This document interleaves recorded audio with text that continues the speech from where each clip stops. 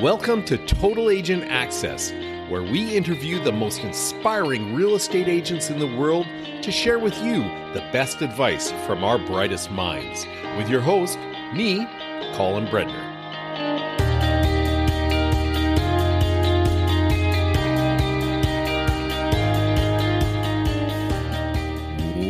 Welcome back to the podcast. We are here today with none other than Sam Ennis. Sam, how are you, pal? What's going on, Colin? How you doing, buddy? I'm really, really good. Now, Sam and I have a bit of a history. We sort of started at the same time. We like to think that we're brothers in arms here, and our career paths have gone very, very similar to each other. I'm up in northern British Columbia. Sam is on Vancouver Island. What area of Vancouver Island do you cover, Sam, you and your team? Yeah, we're on the eastern seaboard of the island here, so our office space is in the Comox Valley, but we go down to Parksville, Nanaimo, up to Kelm River. So they're all populations of, well, Nanaimo, we're at over 100,000. Parksville, you're sitting at about 60. Qualicum, 30. They added together kind of Qualicum and Parksville together, and then Comox Valley, about 80,000. And quite a bit of space. Now, that is heck of a beautiful area of the world. And I don't blame you for ever leaving. Did you grow up there? No, I didn't actually. I grew up in Vancouver. Oh, okay. What drew you to the Comox Valley? Well, it's old history. My grandparents owned an old hotel here called the Elk Hotel in the Comox Marina.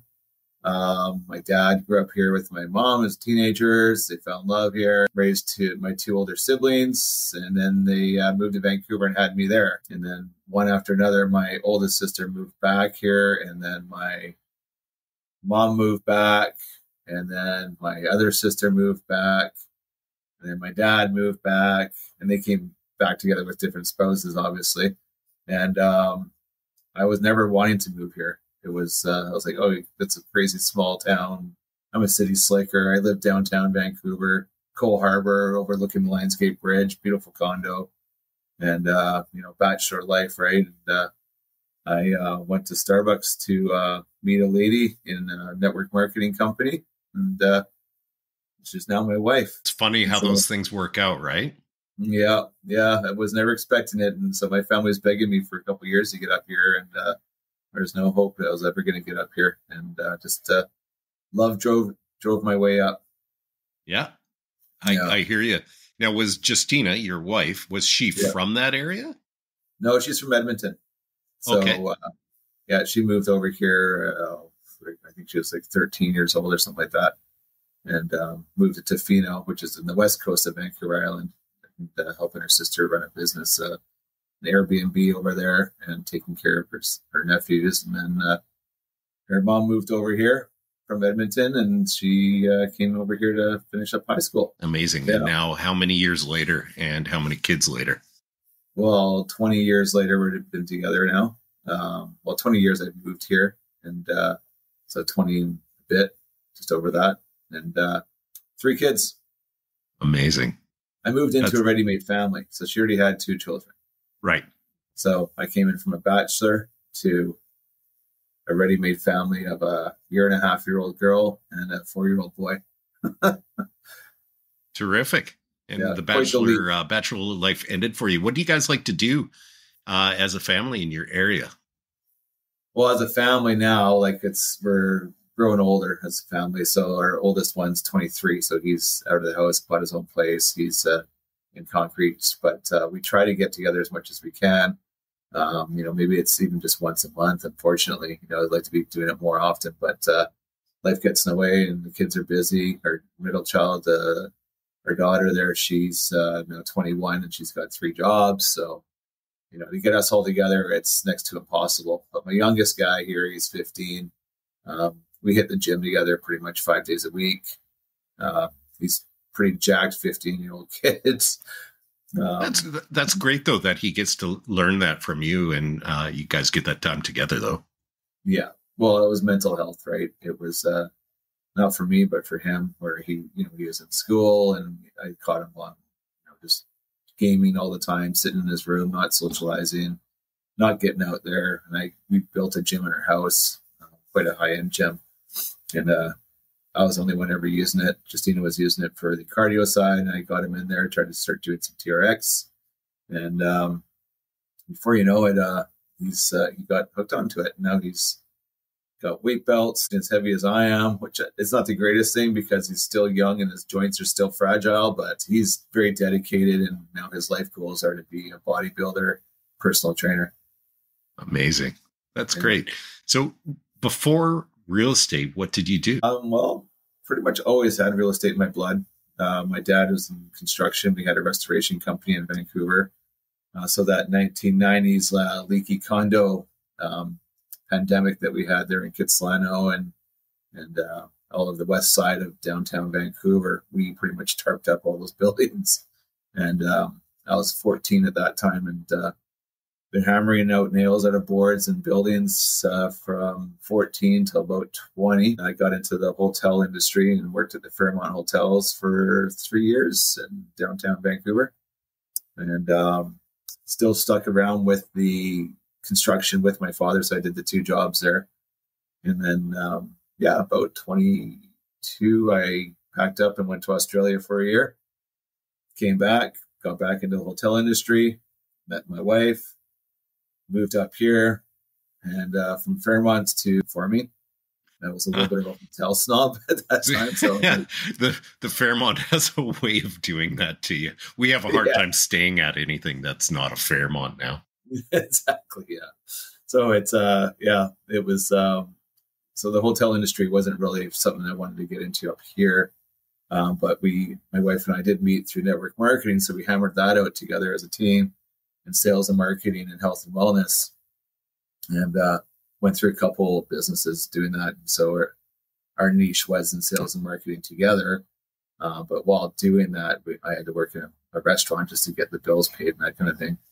And worked at a restaurant here for 5 years while doing that on the side job. And it paid its way through, made us a living, right? But obviously Justina had a job as well. And raising 3 kids and doing 2 jobs, it was a lot. So that's why this is all gone. That's why I can hear you. The hair starts disappearing.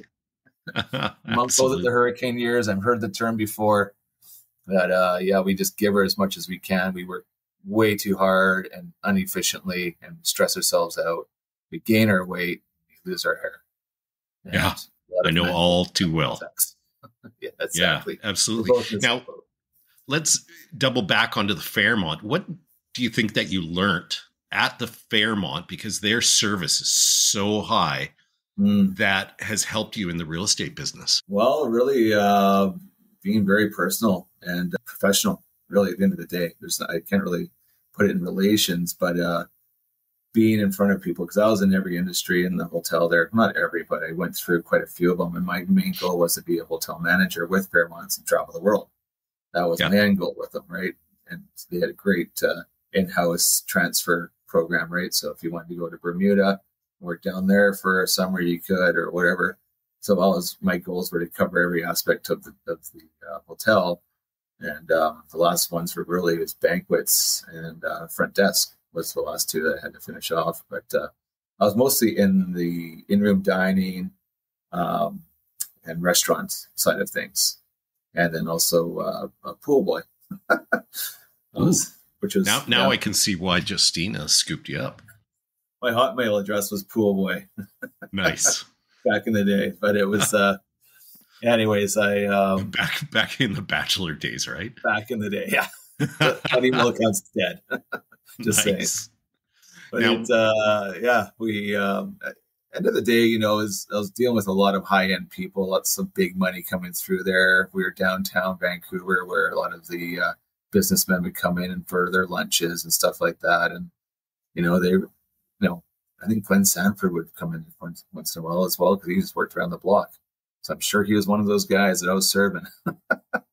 But at end of the day, it was just being professionalism, right? And having that in your pocket and knowing how to be a chameleon and fit in with every different kind of crowd, because there'd be rock stars coming through there, movie stars, hockey players, businessmen, ladies, and just people there for a good time. So you have to really fit in with that crowd, and just to get the right tips, and that's what it was all about, is making tips and having relationships. Now, what drew you to becoming a real estate agent? Well, continuing on, when I was up here with Justina, moving up to Comox Valley, got in sales and marketing. So we were pretty good at doing that and making the cold calls and all that, and trying to get people into the network marketing side, which is a very hard business. It's, it's got all its names that you could possibly think of: Ponzi scheme, scam, MLS scams, all that stuff, right? So MLM scams, sorry. And everyone just has a gray feeling about it, where they'd always, just think it's a Ponzi scheme. You're going to get that free TV if you give them $2,000 every month or whatever, So we got into that, hammered that through, did quite well with it. Justina actually was, making a really good living when I met her on it, right? And so we did sales and marketing. Then I got into interior design while I was working in the restaurants as well, and did a year of online into flipping houses up here in River and Comox. And so him and I went through a couple, and he gave me my first 2 projects to design the houses that we flipped. And we flipped them, and then the mill crashed, the mill closed down, everyone foreclosed or sold off their houses and moved away to Alberta, where the oil money was.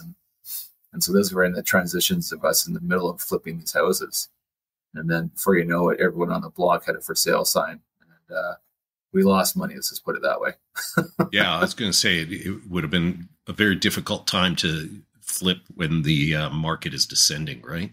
Yeah. So then I put it all together. I have a trades background in construction, doing restoration, knowing about leaky condos, knowing about where to look for rot, molds, and all that kind of issue that come up in our home inspections daily, in sales and marketing and interior design.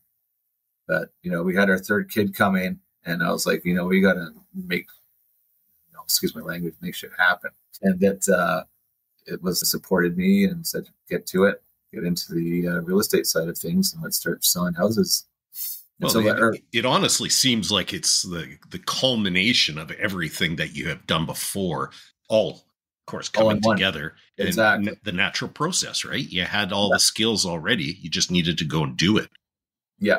Exactly. It was, and that's what brought it to me. I was like, you know what? We're great at sales and marketing. Justina can coach me on a lot of that stuff and how she's handled things for objections and stuff like that. We had a great support. Her mother took us in, so we didn't have to pay rent or mortgage.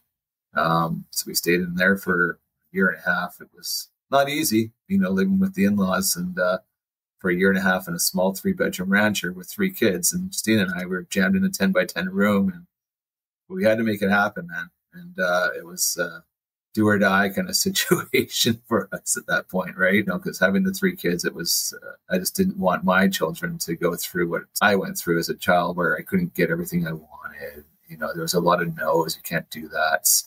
I had a great life growing up. Don't get me wrong. It was just, there's times like hot dog day, no hot dogs this time. Or, milk day in school. No, we can't get the milk for today. It wasn't we were poor, but my mom really had to manage her funds. So I just wanted to make sure our kids didn't go through that, lifestyle that I went through, and wanted to make sure that they got everything they needed to have a great upbringing. Really, very motivating for you, isn't it? Yeah. Oh, exactly. Yeah. Yeah. So just to shift gears and have some fun here, why don't you share with our listeners your worst real estate moment? Tell us that story and tell us what you learned from it. Oh, boy. Worst one was probably the tenant that would never leave. As, we've all had them. We had cops brought in. We had the tenants screaming and getting dragged out of the sliding glass door on the ground floor of the apartment. They had everything against all bylaw rules in this apartment. They had feral rats running around, and we call those minks, and dogs and cats and birds and everything in an apartment. So, and we tried to get in, but they put a barbell across the door, jammed over, so we couldn't even get through the front door. So they had to go through the sliding glass door. Unfortunately, would not lock. It was broken lock, so they couldn't stop us from getting in. I was on the phone, so I'm hearing this with my owner, and screaming and hollering and all of that. So they were good. They let us have showings during the process, right? And we got in the door, but the pet thing, I didn't realize how many there were from when we got the deal sold to going to completion. And I think they started really filling up the place. I have no idea. This is what I was hearing from the police report there. But end of the day, never guarantee the deal is going to close smoothly till the keys are handed over. Yeah. And even afterwards. Even afterwards, you could dishwasher. Yeah. I had one. Yeah, I had one where it was a foreclosure, and I think there was unfortunately, some mental issues.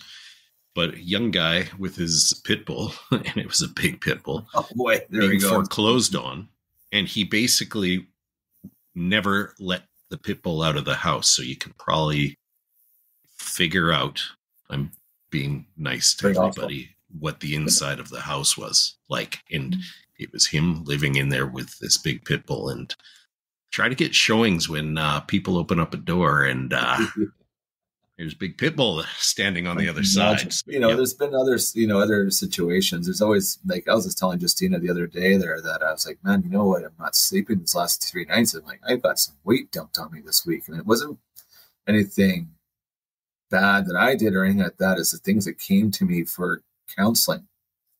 We're not just realtors. We hear it all, right? We don't just put signs in the ground and sell houses. We hear their issues of why they have to sell a house or what the situation is to get their house sold sooner than later. And, I got into one where we're going to foreclose. This is our dream. We always thought we could do this. And this property was for our future use for our children, but we can't afford it now. And, the wife's quite upset. There was that. And then there was a divorce. I just had a baby, and I'm dealing with the wife, and she's a friend of mine. And she's splitting up with her husband, and she's already had 2 kids with another guy. And it's like, no one's ever going to love me and this stuff, right? And it was that kind of feeling. And then there's death, right? And I was ready to sell the guy's house, and he was going to go into an old folks home, and he got COVID and congestive heart failure, and passed away. I just found this out 3 days ago through an obituary sent to me via email. So you get thrown in the ringer, man. It's tough, right? And and I console as much as I can console, but I'm not a counselor. Sometimes you get that though, and I've been there on several different occasions where you're stepping outside of the realtor role, and maybe it is part of our role that you're working with these people through the biggest decisions in their lives. And I had one similar to you where the people were going into an old folks home. They had lived in their house for over 50 years, and how hard that was for them to sign the paperwork. It was tough. I had to sit with them. I held hands with them. I helped with tears and just talking to them and letting them know that none of their memories are being sold, that they're all coming with them. Yeah. No, exactly. Yeah, that's the tough one. Yeah. There's been a lot of those. Obviously, we go through that yearly, really, with those 3 generations have gone through houses, some of them, right? And they have to let it go eventually. It's the grandfathers and the great-grandfathers. I'm dealing with one guy right now as a new lead talking to, and he's 4th generation in this property. And it's like 100 acres of land that he's got. Wow. And it's right in, not far from town here. Let's not let this out right yet, just because I have to get the listing first. Absolutely. So, if you could look back at when you first started, what advice would you give to yourself? I'd give advice to myself. I'd be making sure, keeping myself in check. If you don't have a well-oiled machine, you're not going to run it properly. The ship will sink. And when I got into it, I didn't take care of myself at all. I was tunnel vision. I was ignoring the family. I was focused on just deals, completely just looking at the paychecks down the street, that kind of thing, and not really looking at what's around me. So I felt, now where, I do catch myself still, not very often. I check myself pretty quickly when it happens, or Justina checks me in and says, hey, where are you? Kind of, in other words sometimes, but health, taking care of yourself, meditation, having your own space, making sure you can defrag every day. Like what I do now is, hit the gym after work. Well, not after work, but during those 12 hours, I'll hit the gym and the time I have available. That doesn't matter if it's morning, night, evening, afternoon, whatever. And really making sure my mind's clear and focused. And I have my space. I have my spot I go to almost every night. Yeah. You and I have both gone down that journey this year where focusing on health. And I can say without a doubt that it has improved my business. And you don't think about it, but it has. So like you said, you would tell yourself that to take care of yourself and your systems and your family and stuff like that, it all rebounds on your work, and it makes it really better, honestly. Yeah. And we're having real great success this year in business, and a lot of my focus has been on just taking care of myself. Yeah. Have you found the same with you? Oh, totally. 100%. Like fully focused, ready to go, wake up every morning, refreshed, not groggy. I really do have to say it's something to do with probably the wheat that I was eating. It was a lot of bread in my diets before. And you and I are on the same training program where we were with the Chef Blacks there. Shout out to those boys and girls. And you gotta make sure you give Shannon a shout out. Shannon's awesome. But I found that his accountability was huge in this, where I made myself very vulnerable in the process right from the beginning. Like I worked out since I was 14, 15 years old. I go up and down the roller coaster ride, right? I'd get into it, get out of it. As soon as I got in shape, I'd start, just doing whatever. Not back really to the old habits, right? Exactly. Yeah.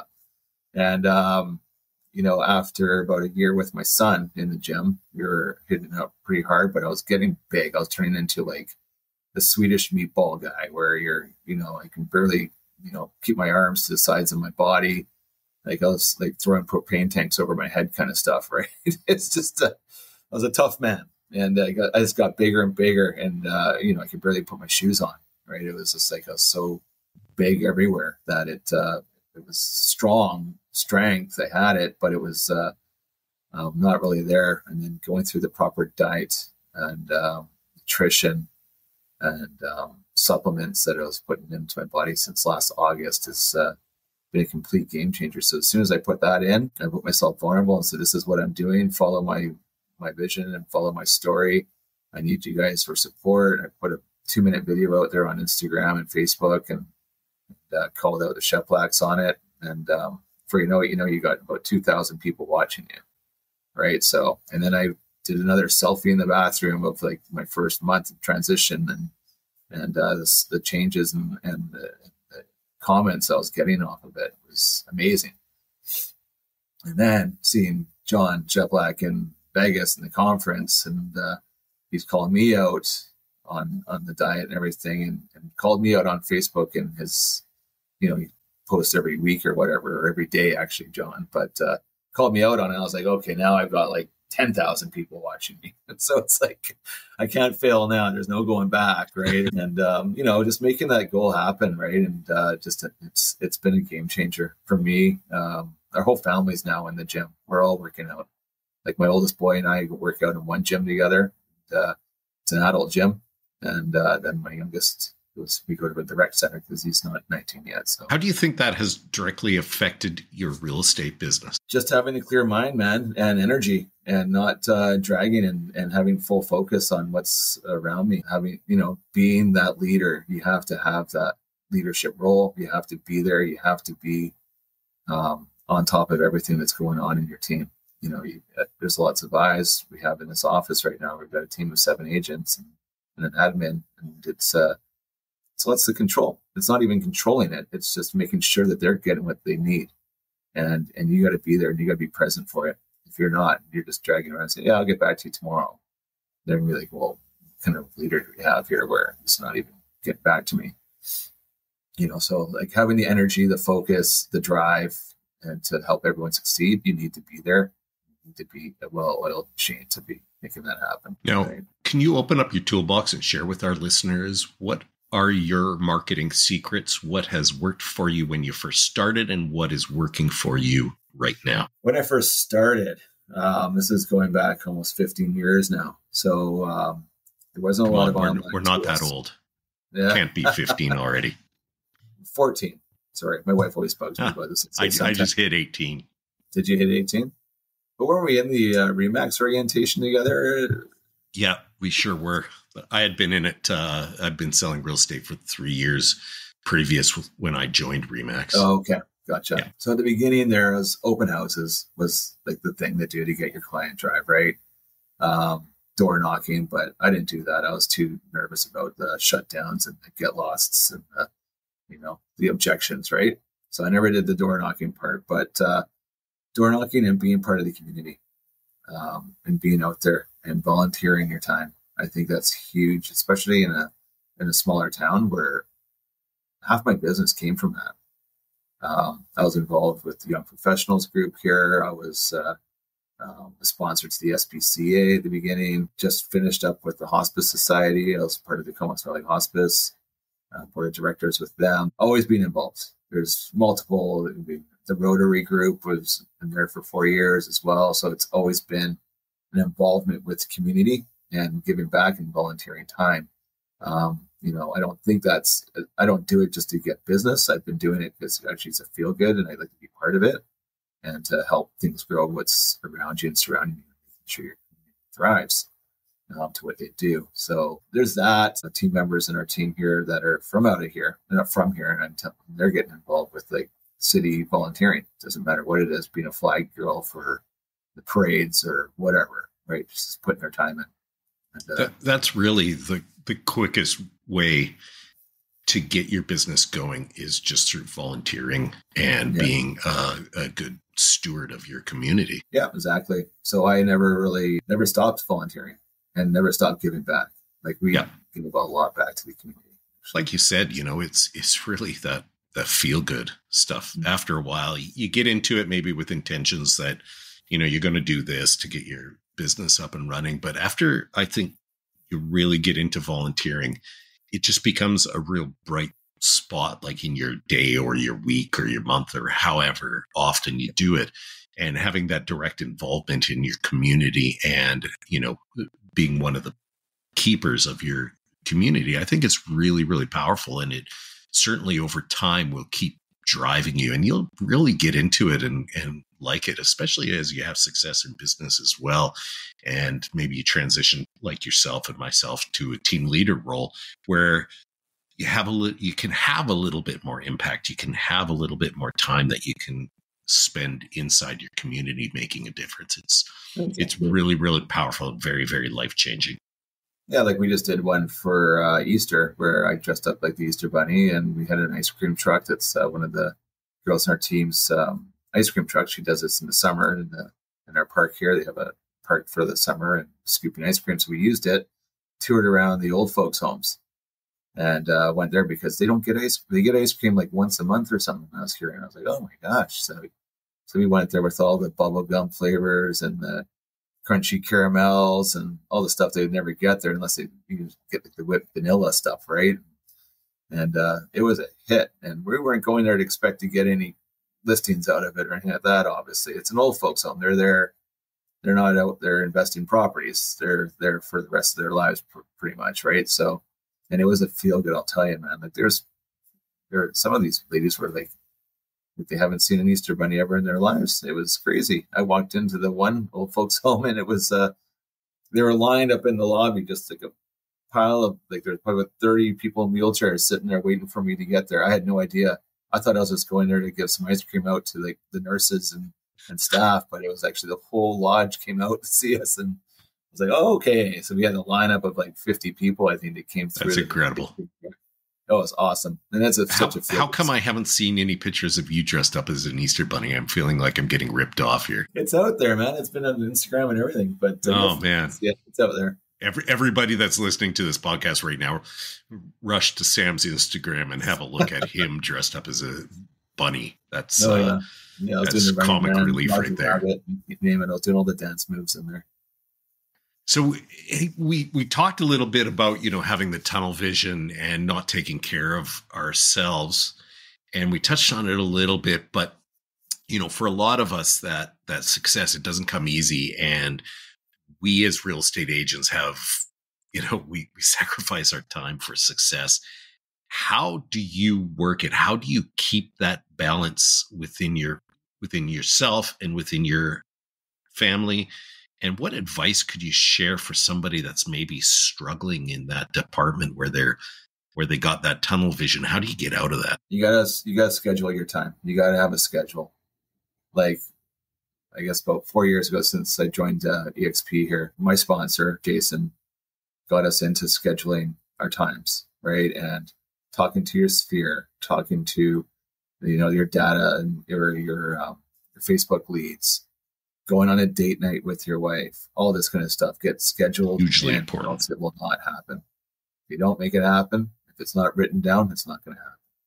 Yeah. So just like real estate contracts, if it's not in writing, it doesn't exist, right? Exactly. Right. So it's, I highly suggest for people that are struggling to get it time blocked and to make sure that you have yourself in there as a priority. If you don't love yourself, then it's going to be hard to love anything else around you. Right. And I think that's, Sam, where you have to start. If you're going to sit down and you're going to be a person that's going to make their ultimate schedule, you have to start with yourself. Block those times in for yourself. And that means with your significant other and your family as well. Then you start plugging in for work. Yeah.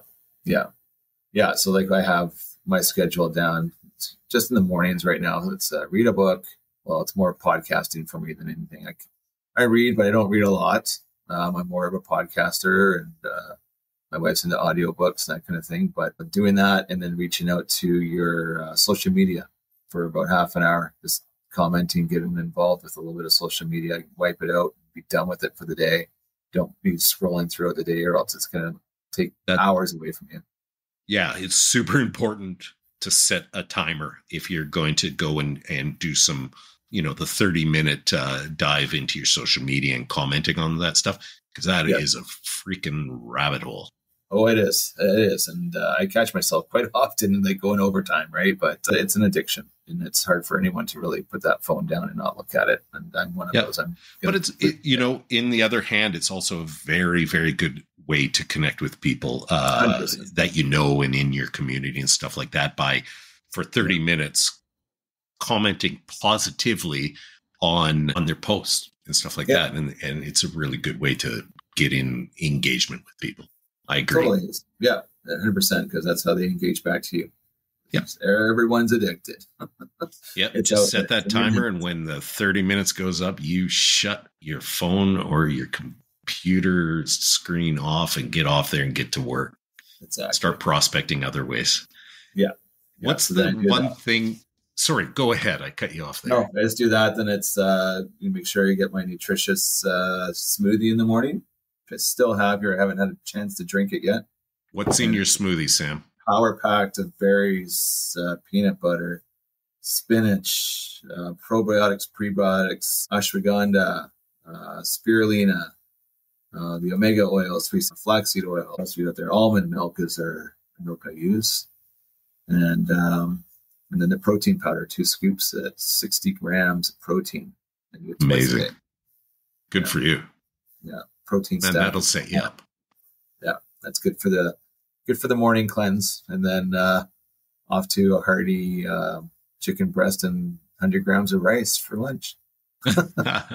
I'm a chicken breast and a cup of vegetables. Need the veggies, yeah. I'm doing the brown rice right now just to get the carbs for the gym. Nice. So, what's the one thing that has you most excited about the future of your real estate business? Really, the collaboration with the team. I'm really excited how we're building this team up and getting everything organized. This is pretty fresh for us right now because we were in another team before that we just merged out of. And so now Justine and I are the leaders in the team, and we have full control of what's going on. And the stuff that we're implementing in right now is it's exciting. And we're expecting everyone to do quite well in our business and our team here for what we're putting together here. It's still growing. We're still implementing things, but it's going to be fruitful for all the agents on our team. And I'm excited to see how well they do. That's my goal. Is I want to see others do well. I don't. If they do well, I do well. I'm stepping out of production eventually one day. It's hard to let that go though. I do love being part of that. So I'll probably just take on my sphere of stuff like that will be like without any relationships to me. We'll be going to the team, and then and anything online, like our lead generation systems that we put together are going to be going to them as well. So exciting. And that's what I'm excited for, is to see how well they all do. Give our listeners 3 actionable takeaways that you think every agent should be doing right now in their business. Video is key. Being personal, being authentic, being vulnerable on video. Be your true self. Don't be salesy. Don't be, a pusher. Don't have commission breath. Keep that all away from the camera. Just be authentic and be vulnerable and be personal. So that on video, then I'd say get out there, be part of the community, find your niche, focus on something that works best for you. If you want to be a luxury agent, focus on the luxury side of things. If you want to be, the first home buyers, focus on that. Work towards those goals. But end of the day, get your niche, get your market, your local farming area is always a good thing to do, and be on video as much as possible. Get people that know you. What do you see in the future for organized real estate? What are our challenges? Our challenges coming up. I don't know about challenges. I think it's just going to be adaptation, really, to be honest. Things are going to shift. Is it going to be commissions? Is it going to be structures in brokerages? It's always something changing. Like our dual agency in BC is no longer. That's shifted, but in Ontario, you can do it. The commission structures aren't straight across Canada.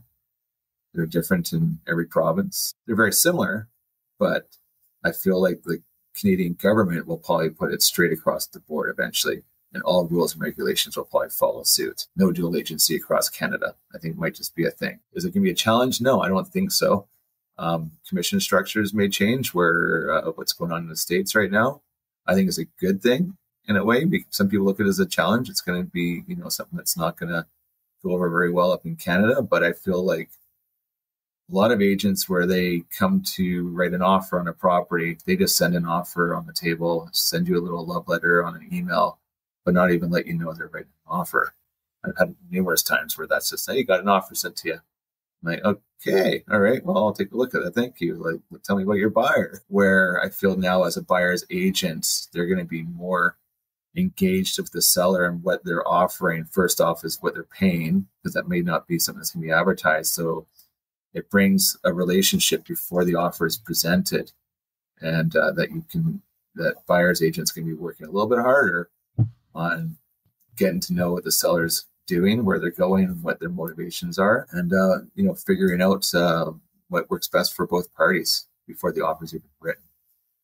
But challenges, I really when I heard about that, I don't know, to be honest. I don't think. Yeah, I just think it changes, and it will always change, and it's always has been changing. Mm-hmm. And with a lot of changes comes new opportunity. As I was saying, more relationships with realtor to realtor before the offers are presented. Yep. I think it's a great thing. Yep, absolutely. So we sort of touched on it a little bit, Sam, but realtors, I have found, and I didn't even know this until I got into real estate, realtors are just a general giving bunch. What do you do besides give out ice cream dressed as a bunny? What are you doing to give back to your community? Oh, man, we give back to multiple societies here. Hospice is one of them, true to my heart. There's You Are Not Alone is another big non-profitable fundraiser here for the community. It's a huge one. It helps out with families that have birth defects with children, and they need to go to Vancouver to the hospital and stay there for a week or two. And we fund that, and we pay for their stay, their ferry rides, their transportation, gas, whatever they need to get there to be with their child that's in need. It's not like a birth defect. I shouldn't say that, but some of them, yeah, they are. But just birthing issues, cancer, if a kid's diagnosed with cancer at a young age, that kind of thing, for chemotherapy, that kind of stuff. So we donate to that quite a lot. Women's Transition Society, Rotary Group, we help them out as not too much. We don't get too involved with that one, but we do donate. And we also allow our clients as a give back. We can give you a gift of a certain amount of money, depending on what they're buying or selling, and or we can give it back to the community, whatever you want. And they have their options and choices of where they want to donate their money to. That's pretty awesome. So it's continuous give backs. Like almost every month, we're giving at least a couple $1,000 back to the community. Brilliant. Thank you. Thanks for doing that to your community. Oh, yeah. No, I know you're pretty big on that. Make a better world, right? Exactly. Yeah. One penny at a time. Yeah. So one of my favorite parts of our podcast is the rapid fire round. Right. Are you ready for it? I'm ready for it. It's going to come. Rapid fire here. It's funny because the rapid fire round usually turns into just another conversation. So don't worry about it. Excellent. Number one, what's the one piece of technology that you can't do without and why? And you can't say the MLS or your phone. Okay. My client retention management program, Follow Up Boss. Oh, that's an absolute beauty. We just switched to that in the fall. Yeah. It's amazing. It keeps everything together, man. Oh, yeah. Definitely need that. What's the best book you've ever read and why? You probably know this one. The Go-Giver. I know well, The Go-Giver. Yes. Yeah. I don't read a lot of books, but since I've been part of EXP, I've gotten into a few. And I've got another one going on right now, actually, here called, let's just get that out. The Vivid Vision. It's a team leader book. You got to read it, especially with growing your team. It's really getting to know what each agent's vision is in your team, not just your vision of the team. What is their vision of the team? And what do they want out of the team? And to focus on each team member, not just yourself and how your organization's rolling. Because everyone's on a different platform. They're all got a different vision of where they want to go. Some want to retire in 5 years and, make $100,000 a year. Some want to, make this a career of 20 years and have kids and make $300,000 a year. Whatever it is, they're all on different platforms. Each member in our team, I told them that I wanted to get their vision in an email so I can relate to what they want. I've gotten one back out of the 7, but highly suggest that book, especially for you, since you're a team lead as well. Yeah. I've never heard of it, but I'm going to order it today. There you go. What is the best business advice you've ever received? Stay humble, man. Yeah. Be yourself. Be true. Be authentic. I like that. Yeah. Now, Sam, imagine you woke up tomorrow in a brand new world, identical to Earth, but you knew no one. You still have all the experience and knowledge you currently have. Your food and shelter is taken care of, but all you have is a laptop and $500. What would you do to resurrect your real estate business in the next 7 days? Door knocking. Every block with the business cards. Spend that $500, get business cards, and start up a website. A very My Real Page website costs $100 to start. And then costs $200 to get cards. Door knock, get some notepads if you can get that on that budget as well. And just let everyone know you're here. And just continually talk to people. Talk. Door knock. How do you get over, you said when you first started that you didn't door knock because you were afraid. How do you get over that? Well, it's the deck of cards way of looking at things. You got the 4 aces out at the 52 cards. So you look at those 4 aces, that's going to be feeding you for half a year, possibly, depending on where you're knocking. Nice. That's a great way to look at it. Last question before we let you go. Give us a quote that has guided you in your life. Quote? Shoot. I didn't get that. Oh, man. There's so many, but honestly, at the tip of my tongue, I can't really think of one, to be honest. You may have to let me go on this one. You were forewarned. Forewarned. I missed that. That you needed to have a quote. Oh, man. Tell us what the Go-Giver is about. That's a good quote. About giving the Go-Giver is about value. Giving value to everybody that's around you. It doesn't matter where your goals are. It's about the value that you're giving out to people. You could be working in a hot dog stand. If you give the best hot dogs out there, you're going to have a hot dog franchise before you know it. You could be the ice cream girl, like our girl here with the ice cream truck. If she gave out the best service and offered that extra opportunity for someone else to have the same ice cream truck, she could have a franchise of ice cream trucks on the island before, giving it's all more about, in value than you receive in compensation. Exactly. So Sam, one of the big things that we love to do on this podcast is we love for people that are listening to give referrals. So if anybody has anybody coming or going out of your area, how do they get a hold of you so that they can give you a referral? Well, multiple ways. We have our Instagram and we've got our Facebook page to Alpine Ocean Real Estate Group. We've got a very high-end website that's very easy to get a hold of us on as well through Alpine Ocean. And we're all over social media. Alpine Ocean Real Estate Group is everywhere out there. We're not shy. I can see you in a bunny suit, my friend. The bunny suit's on there. You want to see me in a bunny suit? It's the Hulk bunny. Nice. I love it. The suit's a little too tight for me, but it worked. Nice. Nice. Showing up to the old folks home in a tight bunny suit. They loved it. That's my man, Sam.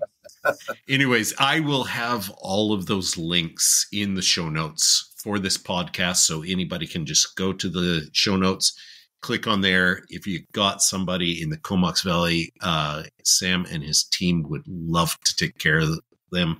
And I can tell you from experience, because I have sent referrals, take magnificent care of them for you. So thanks for being on the podcast today, Sam. It's always a pleasure to touch base, even though you and I text, it seems like weekly.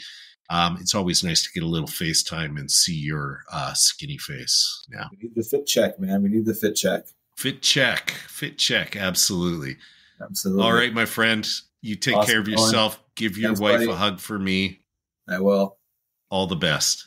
Take care, guys. Thank you so much for listening to Total Agent Access. Head on over to iTunes, hit subscribe. While you're there, leave us a review. 1 star is okay, but 5 stars is even better.